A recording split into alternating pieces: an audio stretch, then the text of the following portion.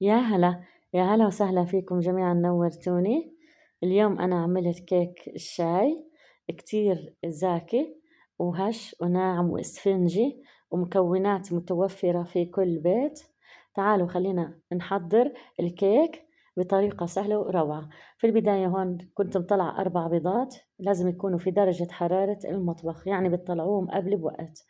يعني أنا هلا هون خفقتهم حتى يصير لونهم فاتح زي ما انتم شايفين.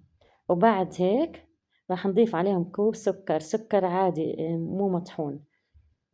فيك تزيدي السكر حسب الرغبة، وفيك تقللي. كوب سكر هو كتير يعني كان مناسب. وراح أضيفه بالتدريج مع الخلط، يعني شغال الخلاط وأنا عم بضيف معلقة معلقة. عليهم ضفت كوب إلا ربع زيت وفانيلا وكوب حليب باودر، وكمان معلقة كبيرة أو معلقتين خل أبيض، هو مثل محسن طبيعي للكيك. وضفت عليهم معلقة كبيرة بيكنج باودر، وضفت عليهم كوبين طحين. شايفين قد ايه مكوناتها سهلة وروعة وسريعة؟ شوفوا هيك لازم يكون معكم القوام.